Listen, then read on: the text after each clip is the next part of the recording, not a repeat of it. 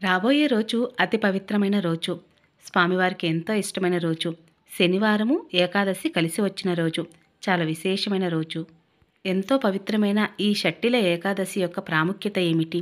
మరి ఏకాదశి తిథి సమయం ఎప్పటి నుంచి ఎప్పటి వరకు ఉంది? పాటించవలసిన నియమాలు, పూజ, విధి విధానం గురించి తెలుసుకుందాం మరి. అందరికీ నమస్కారం అండి. అందరూ ఎలా ఉన్నారు? బాగున్నారా? నేను బాగున్నాను. మీరు ఇంకా బాగుండాలని మనస్ఫూర్తిగా కోరుకుంటున్నాను. ప్రతి నెలలో కూడా ఏకాదశి వస్తుంది. ఈ ఏకాదశి యొక్క ప్రాముఖ్యత ఆ ఏకాదశిది. మరి అదే విధముగా ఈ జనవరి నెలలో వచ్చేటటువంటి ఏకాదశి షట్టిల ఏకాదశి. షట్ అంటే 6, తిల అంటే నువ్వులు అని అర్థం. ఎంతో పవిత్రమైన ఈ షట్టిల ఏకాదశి రోజున ఎంతో ప్రాముఖ్యత చెందినటువంటి ఈ పర్వదినాన నువ్వులను 6 రకాలుగా ఉపయోగిస్తారు.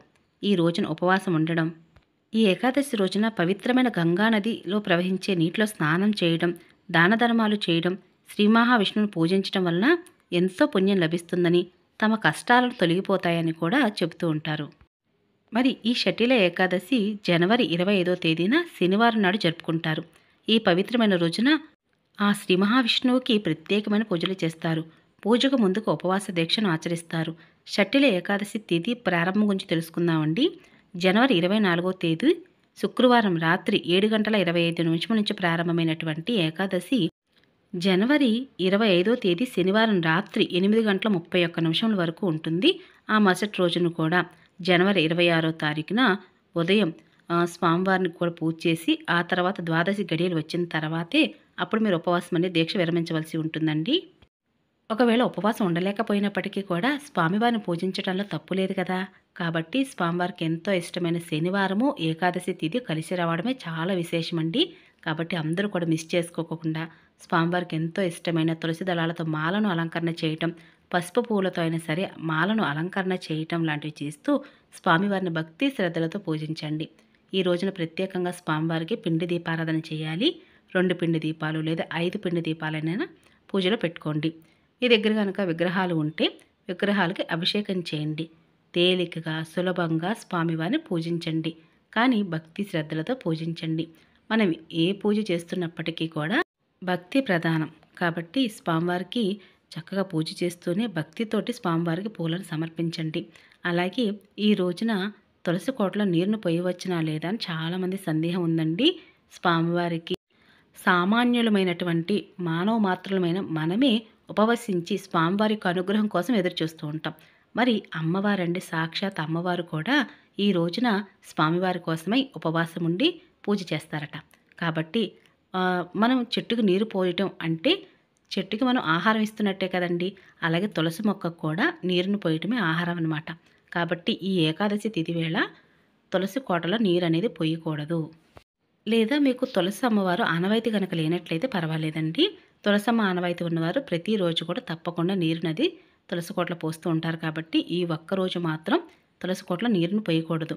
ఈ ఏకాదశి అనే కాదండి, ఏ ఏకాదశికి కూడా తులసి కోటలో నీరు అనేది వడ్డించకూడదు. ఇక ఇక్కడ మీరు చూస్తున్నది స్వామివారి అమ్మవారిని చక్కగా అలంకరణ చేశానండి. గోవిందనామాలు, గోవింద అని పిలిస్తే చాలండి. ఈ రోజున వెంకటేశ్వర స్వామివారిని పూజించిన ఆ శ్రీ మహావిష్ణువుని పూజించిన ఒకటే అనమాట. కాబట్టి నేను శ్రీ మహావిష్ణువు యొక్క పటాన్ని అయితే పూజలో పెట్టుకున్నాను. తులసి మాలను అలంకరణ చేశాను. పెరట్లో పూసిన పూలను గుత్తంగా మాలగా అల్లి స్వామివారికి అలంకరణ చేశాము. ఇంకా స్వామి అమ్మవారి విగ్రహాలు పూజలో పెట్టుకొని స్వామివారికి ఎంతో ఇష్టమైన పిండి దీపాలు ఈ రోజున 1 కాదు 2 కాదు 7 పిండి దీపాలు వెలిగిస్తున్నానండి. 11 కూడా వెలిగించవచ్చు. చిన్ని పిండి దీపాలు సరిపోతాయండి.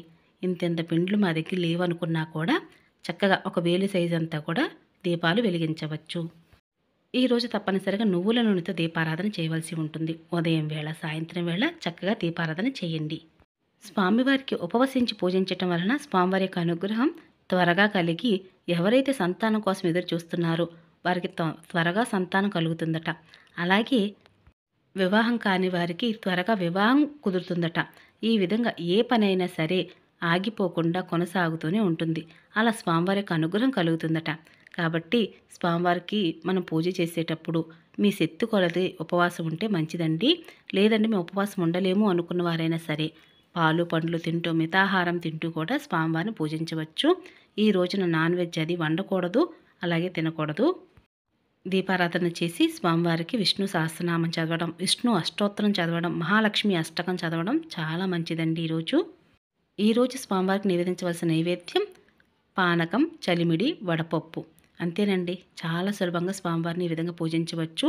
మీకు వీలైతే కొబ్బరికాయ కొట్టవచ్చు. ఈ రోజున ఏకాదశి తిథి శనివారం కలిసి వచ్చింది. చాలా అంటే చాలా విశేషము. ఉదయం వేళ, సాయంత్రం వేళ కూడా పూజ చేసుకోండి. మరుసటి రోజు స్వామివారికి ఆదివారం ఉదయం వేళ కూడా పూజ చేసి స్వామివారి యొక్క అనుగ్రహానికి పాత్రలు కండి. ఇంకా ఈ రోజున ఇంకా చాలా విశేషం ఏమిటి అంటే షట్టిల ఏకాదశి రోజున నల్ల నువ్వులను 6 రకాలకు ఉపయోగిస్తే చాలా అంటే చాలా మంచిదండి. ముందుగా నీళ్ళల్లో కొన్ని నువ్వులు కలిపి స్నానం చేయాలి. అలాగే ఇంకా ఇప్పుడు చలికాలమే కదండి, కాబట్టి ఒళ్ళంతా కూడా చలికి బిగుసుకుతుందనమాట. కాబట్టి కొన్ని నల్ల నువ్వులు అలాగే నల్ల నువ్వుల నూనెలో కలిపి కొద్దిగా రెండింటిని కలిపి చేతులకి కాళ్ళకి రాసుకోవటం వలన ఇలా చేయడము మంచిదే. ఇక మూడో రకంగా ఎలా ఉపయోగించాలి అంటే కొంచెం తాగే నీళ్ళల్లో కూడా 2 నువ్వులు వేసుకొని తాగవచ్చట. ఈ రోజున నల్ల నువ్వులను దానం చేస్తే చాలా మంచిదట. షటిల ఏకాదశి రోజున నువ్వులను తీసుకోవటం వలన మోక్షం లభిస్తుందట. అంతేకాదు నువ్వులను దానం చేయటం వలన పేదరికం తొలగిపోయి ధనవంతులవుతారట. అంతేకాదు మీ కుటుంబంలో పురోగతి లభిస్తుంది. అలాగే ఇలా నువ్వులను దానం చేయటం వలన జాతక దోషాలు కూడా తొలగిపోతాయండి. అందులోనూ శనివారము ఏకాదశి కలిసి రావడం కూడా ఒక విశేషమని చెప్పాలి. కాబట్టి ఈ రోజున షటిల ఏకాదశి కలిసి రావడం మరింత విశేషం.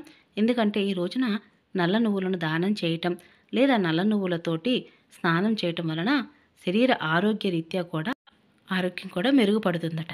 కాబట్టి చాలా విశేషమైన ఫలితాలు కలుగుతాయండి. ప్రతి ఒక్కరు కూడా మిస్ చేసుకోకుండా పూజన చేయడానికి ప్రయత్నించండి. ఏ పూజకైనా కొన్ని నియమాలు తప్పనిసరి. కాబట్టి స్వామివారిని ఆవాహనం చేసి పూజలు చేస్తున్నాం కాబట్టి ఈ రోజున నాన్ వెజ్ అది తినకూడదు, వండకూడదు. అలాగే ఎవరిని దూషించకూడదు ముఖ్యంగా. అలాగే ఇంట్లో కూడా గొడవలు పడకూడదండి. భార్యాభర్తలు కూడా చక్కగా సఖ్యతతో ఉండండి. పిల్లలను ప్రేమగా చూడండి. కుటుంబ సభ్యులందరి మధ్యన కలిసిమెలిసి ఉండండి. ఈ విధంగా చేయటం వల్ల స్వామివారి యొక్క అనుగ్రహం కూడా శీఘ్రంగా కలుగుతుంది. ఏ ఇంట్లో అయితే గొడవలు పడుతూ ఉంటారో లేదా భర్త భార్యను తిడుతూ ఉంటారో ఆ ఇంట్లో శుభం అనేది జరగదండి. కాబట్టి ఎప్పుడూ కూడా భార్యాభర్తలు ఇద్దరూ కూడా ఒకరి మనసును ఒకరు అర్థం చేసుకొని జీవించటమే జీవితం. అటువంటి యొక్క జీవితానికి పరమార్థం అంటే స్వామివారి యొక్క అనుగ్రహం కూడా వారికి శీఘ్రంగా కలుగుతుంది. వారు ఏదైనా కార్యక్రమాన్ని మొదలుపెట్టినా కూడా జయం కలుగుతుంది. కాబట్టి ఒకరి మాటకి ఒకరు విలువలు ఇస్తూ జీవితాన్ని గడపవచ్చు. కాబట్టి ఎవరైతే ఈ రోజున స్వామివారికి అనుగ్రహం కోసం పూజ చేస్తారో వారికి తప్పకుండా స్వామివారికి అనుగ్రహం కలగాలి అంటే మాత్రం ఉదయాన్నే నిద్రలేచి తలంటు స్నానం చేసి ఇల్లు వాకిళ్ళు శుభ్రం చేసుకొని దేవుని మందిరం శుభ్రం చేసుకొని మీరు ఈ పూజని దేవుని మందిరంలో పూజ చేయవచ్చండి. లేదా సపరేట్గా పూజాపీఠను ఏర్పాటు చేసుకోవచ్చు. ముందుగా ఆదిదేవుడైన వినాయకుడికి పూజ చేయాలండి. పూలతో అలంకరణ చేయటం, దీపం ధూపం సమర్పించి కొద్దిగా చలిమిడి వడపప్పు లేదా చిన్న బెల్లం ముక్క నైవేద్యంగా పెట్టి ముందుగా గణపతి ఆరాధన చేసి ఆ తర్వాత మీ దగ్గర స్వామివారి విగ్రహాలు కనుక ఉన్నట్లయితే స్వామి అమ్మవార్లకి ఈ రోజున అభిషేకించి పంచామృతాలతో అభిషేకం చేయవచ్చండి. లేదా చక్కగా స్వామి అమ్మవార్లకి ఎంతో ఇష్టమైనటువంటి మంగళకరమైన జలంతో కూడా అభిషేకించవచ్చు. చేసిన తర్వాత స్వామివారికి కొన్ని నీళ్ళల్లో తులసి దళం వేసి ఈ రోజున అభిషేకించండి. చాలా అంటే చాలా మంచిదండి. ఇంకా ఈ రోజున స్వామివారికి ఎంతో ఇష్టమైన విష్ణు సహస్రనామం చదవండి. ఇంకా స్వామివారికి ఈరోజు పిండి దీపారాధన వెలిగించండి. చలిమిడి వడపప్పు పానకము ఒక టెంకాయ నివేదన చేయండి. ఈ విధంగా స్వామివారికి పూజ అయితే చేయవలసి ఉంటుంది.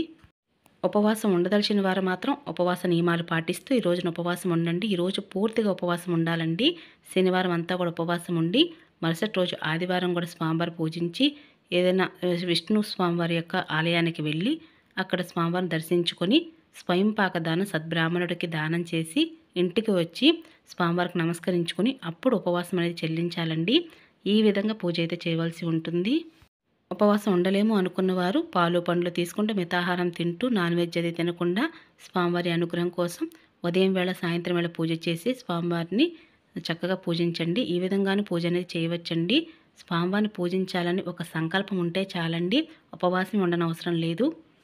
మనస్ఫూర్తిగా ఆర్తితో స్వామివారికి ఈ విధంగా పూజ చేయండి. చక్కగా మంగళహారతులు ఇచ్చి దీపదూప నైవేద్యాలు సమర్పించి నమస్కరించుకోండి. ఇక ఇదేనండి ఈరోజు పూజా విధానం. మీకు ఇంకా ఏమైనా పూజ మీద సందేహాలు ఉంటే కింద కామెంట్ సెక్షన్ అడగండి, తప్పకుండా సమాధానం చెప్తాను. మరొక పూజా విధానంతో మళ్ళీ కలుస్తానండి. అప్పటి వరకు నమస్కారం అండి.